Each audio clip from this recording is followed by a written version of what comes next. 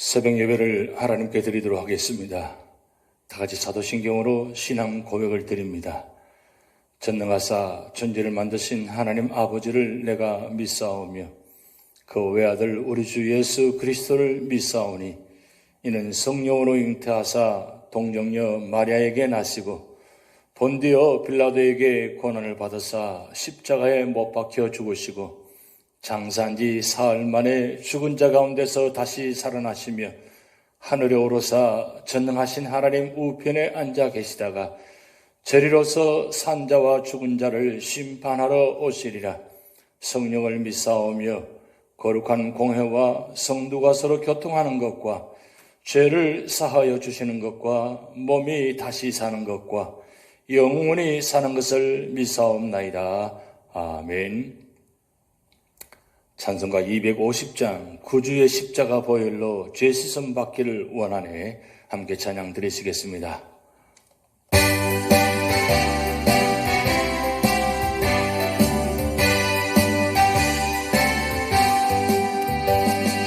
구주의 십자가 보혈로 죄 씻음 받기를 원하네. 내 죄를 씻으신 주님을 찬송합시다. 찬송합시다. 찬송합시다. 내 죄를 씻으신 주님을 찬송합시다. 죄악을 속하여 주신 주 내 속에 들어와 계시네. 십자가 앞에서 주 이름 찬송합시다. 찬송합시다. 찬송합시다. 내 죄를 씻으신 주 이름 찬송합시다. 주 앞에 흐르는 생명수 날 씻어 정하게 하시네. 내 기쁨 정성을 다하여 찬송합시다. 찬송합시다. 찬송합시다. 내 죄를 씻으신 주님을 찬송합시다. 내 주께 회개한 영혼은 생명수 가운데 젖었네. 어먹고 순전한 주 이름 찬송합시다. 찬송합시다. 찬송합시다. 내 죄를 씻으신 주 이름 찬송합시다. 찬송합시다. 찬송합시다. 내 죄를 씻으신 주 이름 찬송합시다.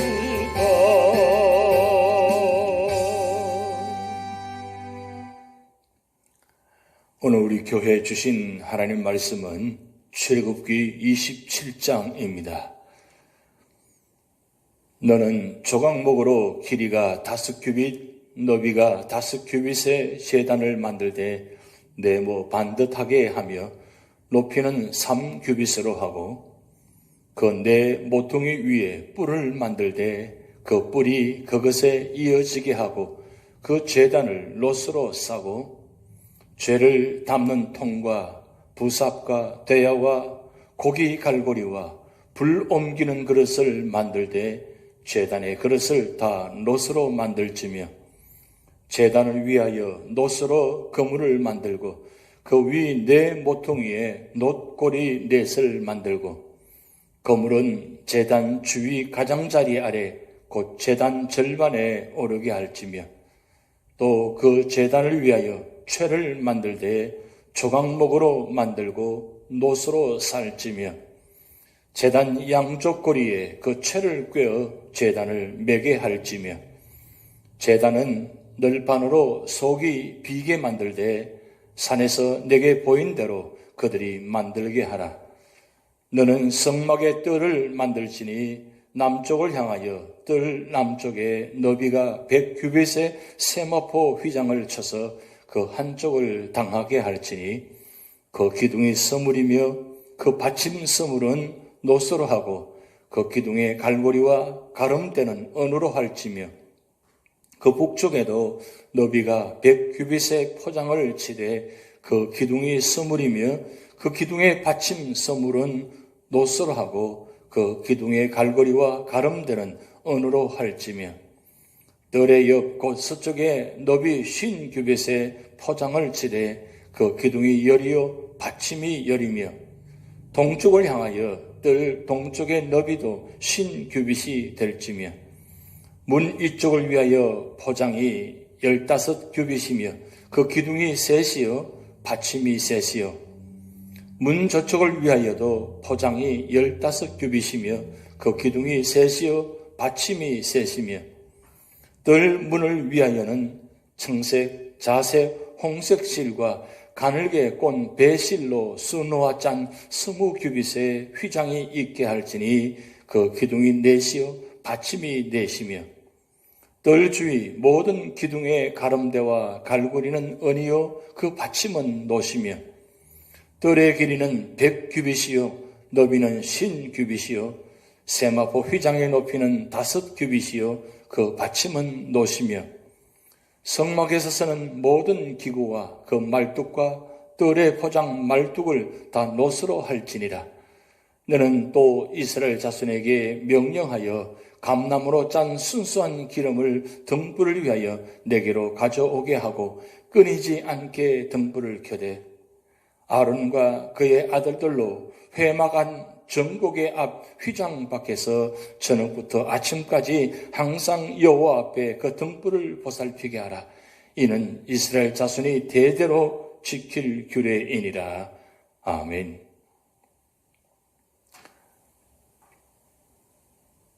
출애굽기 27장의 말씀은 성막의 설계도에 대한 말씀입니다. 성막의 기구 중 바깥에 위치한 놋제단과 성막의 뜰과 동물의 설 기름에 대한 지시가 나타나 있습니다. 본문 말씀이 우리에게 주는 교훈은 무엇입니까? 첫 번째는 1절에서 8절 말씀을 통해서 목숨까지 희생하신 주님의 은혜를 알아야 한다고 말씀하고 있습니다. 성막문을 들었으면 제일 먼저 있는 것이 번제물을 드리는 제단입니다. 이 단은 성막과 동편문 사이에 놓였습니다. 크기는 길이 2m 50, 너비 1m 50으로 단 4모퉁이 위에 뿔을 만들라고 하셨습니다. 원래 이 뿔은 제물을 잡아 매기 위하여 사용했는데 이는 하나님의 보호와 힘을 상징합니다. 그러기에 범죄자가 이 뿔을 붙잡고 구원을 요청하면 살 수 있습니다. 이는 장차 그리스도의 속죄의 사역으로서 믿는 자에게 구원을 주기 위한 것입니다. 그리고 단과 함께 모든 부속 도구들도 놋으로 싸서 만들라고 하셨습니다. 놋은 십자가의 피를 상징합니다. 놋은 붉은색입니다. 구리와 아연을 합한 쇠로 강하고 단단합니다. 이는 불의와 죄악에 대해 강하심을 의미하는 것입니다. 놋은 진노를 상징합니다. 이것은 주님께서 십자가에서 무서운 심판을 받으셨기에 예수님을 믿는 자들은 심판에서 구원을 받는 것을 예표하는 것입니다. 제단의 용도는 사람들이 속죄물과 예물을 드리는 곳이었습니다. 제물을 드릴 때 제물은 불로 태워 드렸습니다. 인간이 죄로 인하여 불로 태워 죽을 수밖에 없기에 대신 짐승이 죽었습니다. 이스라엘 민족의 죄를 위하여 짐승이 죽은 것입니다. 마찬가지로 주님께서 전 인류의 죄를 용서해 주기 위해서 이곳 십자가에서 희생 제물이 되셨습니다. 이스라엘 백성이 하나님께로 나아가려면 누구든지 이 제단을 지나야 했듯이 오늘 우리도 갈보리 십자가 위에서 자신을 들이신 그리스도를 통하지 않고는 하나님 앞에 나아갈 수 없습니다. 우리는 매일의 삶을 중보자 되시는 그리스도를 통하여 하나님께 담대하게 나아가야 할 것입니다. 두 번째로는 9절에서 19절 말씀을 통해서 예수님을 의지하여 하나님께 나아가야 한다고 말씀하고 있습니다. 성막 남편은 얼마의 크기로 지으라고 하시며 북편은 얼마의 크기로 지으라고 하십니까? 또 동편, 서편은 얼마의 크기로 지으라고 하십니까? 울타리는 밝고 흰 세마포망으로 만들며 기둥은 남북이 각각 20개, 동서가 각각 10개, 높이는 5규빗으로 만들어져 있습니다. 문은 동편 가운데 20규빗으로 문을 내었는데 휘장으로 되어 있습니다. 이처럼 성막의 뜰은 사방으로 막히고 폐쇄되어 있습니다. 이것은 하나님은 거룩하신 분으로 세상과 인간과는 구별되어 계신 분임을 나타내는 것입니다. 그럼에도 불구하고 하나님은 동편에 문을 마련해 하셔서 문을 통해 자기에게 나오는 길을 열어 놓으셨습니다. 누구든지 이 문을 통해 하나님의 보호자 앞에 나아갈 수 있게 되었습니다. 이 문은 기쁜 소식, 곧 복음입니다. 이 문은 넓습니다. 원하는 자는 누구나 들어올 수 있습니다. 9m의 폭과 2.5m 높이로 되어 있으니 누구나 안심하고 들어올 수 있습니다. 어린아이일지라도 들어올 수 있습니다. 이 문 외에 다른 문은 없는 것입니다. 이는 예수님 자신이 이 문임을 밝히고 있습니다. 하나님과 인간 사이의 중보자는 오직 한 분이신 예수 그리스도뿐입니다. 이 문은 닫힐 때가 있습니다. 노아 방주 때에도 구원의 문은 닫혔습니다. 결혼 잔치 때 미련한 5처녀는 문이 닫혀 들어가지 못했습니다. 문이 닫히면 들어가지 못합니다. 다시 열리지 않습니다. 그때 이를 갈며 슬피 울게 됩니다. 세 번째로는 20절, 21절 말씀을 통해서 세상에 빛을 전해야 한다고 말씀하고 있습니다. 하나님은 감나무로 띄어낸 순결한 기름을 준비하여 항상 등불을 끄지 말고 밝혀두라고 하셨습니다. 이 책임을 누구에게 부과하십니까? 제사장은 아침 저녁으로 성막을 밝히기 위하여 등불을 끄지 말아야 합니다. 여기 빛은 예수님을 말씀하십니다. 예수님은 세상을 밝히기 위해 빛으로 오셨습니다. 주님은 우리의 영원한 빛이 되십니다. 그러므로 우리는 이 빛이 가정과 이웃과 직장과 온 세상에 비추도록 예수님을 증거해야 하는 것입니다. 오늘 출애굽기 27장의 교훈을 살펴보면 첫 번째는 번제단은 우리에게 두 가지 교훈을 줍니다. 첫째는 우리에게 제사장이 필요하다는 것과 둘째는 제사가 필요하다는 것입니다. 모든 사람에게는 제사장이 필요했습니다. 이스라엘 백성은 반드시 제사장을 통해서만 하나님께 나아갈 수 있었습니다. 그것은 모든 사람이 죄인이기 때문에 스스로 거룩하신 하나님 앞에 나아갈 수 없음을 알려주고 있습니다. 죄인인 우리에게는 중보자가 필요합니다. 구약의 성막과 성전 제도는 이 사실을 계시하고 있습니다. 이제 하나님께서 예비하신 대제사장이시며 중보자이신 이가 오셨습니다. 그가 우리 주 예수 그리스도이십니다. 또 모든 사람에게 제사가 필요했습니다. 제사의 근본적 의미는 속죄입니다. 죄인은 속죄를 통해서만 하나님 앞에 나아갈 수 있습니다. 예수 그리스도께서는 우리를 위해 한 영원한 속죄 제사를 하나님 앞에 드리셨습니다.